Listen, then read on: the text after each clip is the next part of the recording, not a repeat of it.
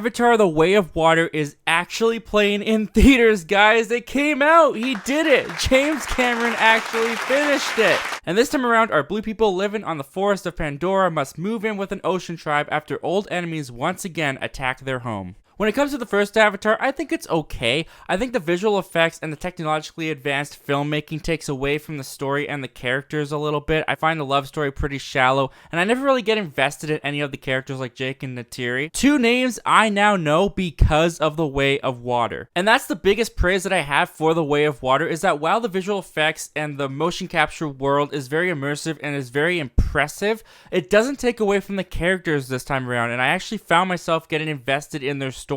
And a lot of the reason why James Cameron was able to get me invested in these characters this time around is because of the family dynamic that he's added to the story. Jake and Neytiri are now parents to 4 Na'vi children, and that family dynamic that Cameron has added to the story is what gave this movie what I felt the first movie was missing: heart. I found there was much more attachment and relatable connection between Jake and Neytiri, both brilliantly played once again by Sam Worthington and Zoe Saldana as they navigate their lives as parents. And there was more to grab onto when it came to the characters' struggles because of their characterizations. Like Jake, for example, who comes from a military background, he has trouble finding that line between treating his kids as a military leader and as a father. And all of the motion capture performances in this movie are fantastic, but Zoe Saldana in this movie is so good. If we're talking about Angela Bassett getting a nomination from Wakanda Forever, then I think Zoe Saldana should be in the running as well, because her performance through this motion capture really comes through the raw emotions that she brings. She's just phenomenal in this film. Even though her role isn't as big as the first film, in fact, both Jake and Neytiri are more supporting characters this time around, she was a huge standout to me. And there's also a real relatable element to this family dynamic. James Cameron has infused more humanity into these characters, that even though they're 7 foot, 8 foot tall, giant blue creatures from another world, you can identify yourself within this family because their stories deal with a lot of universal themes of becoming part of a new community, finding yourself within the family, within the world, finding your identity.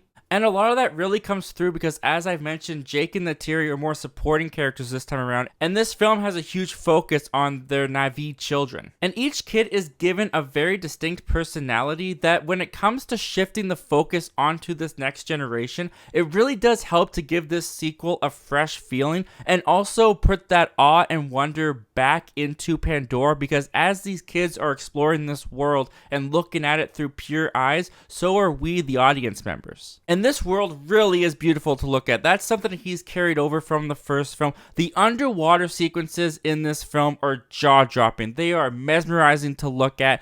They are so immersive. You totally feel like you're underwater with the characters, especially with the 3D technology, which is some of the most immersive 3D I've ever experienced. But even when you take the 3D element away and you just look at the images on screen presented before you, it really does have that feeling of, how did they do this? Just from a filmmaking perspective, the work and the detail, the technology, the creature designs, the animal designs, everything that's presented on screen, it really is awe-inspiring. And the whole 3 hours that it's left there on the screen, it's hard to fathom how they put it all together.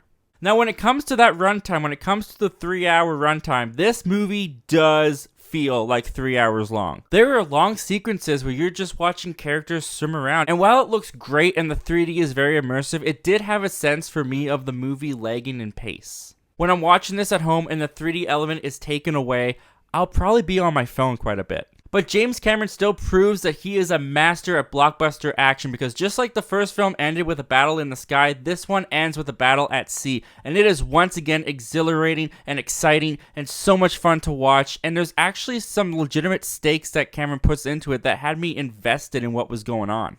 But the movie's not perfect, like any movie isn't perfect, and some of the negatives I do have are spoilers, and one of which does involve the villain. Now, Stephen Lang is back. That's public information. I won't say how he comes back, but the way he comes back, I don't know if it's gonna work for everyone.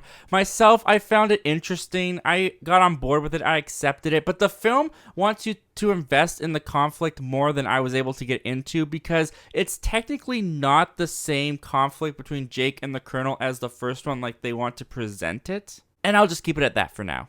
And because this movie is so long, there's a long period of time where the villain in this movie does disappear for quite some time. And I almost forgot that he was in the movie until he popped back up again. And yeah, there are some very similar character designs that sometimes it gets a little bit confusing of who exactly is on screen. And Cameron is also very passionate about protecting the oceans and the animals that live there. And that messaging and that commentary definitely is in this movie. And for the most part, I feel like it's worked into the narrative pretty well. But there are some times where it feels like Cameron is hitting you on the head with the message and is really on the nose with it. And it's not that deep. It's nothing like you haven't seen in like the Free Willy films. And this movie actually had a lot of moments that reminded me of Free Willy 1, 2, and 3. But that's probably just me.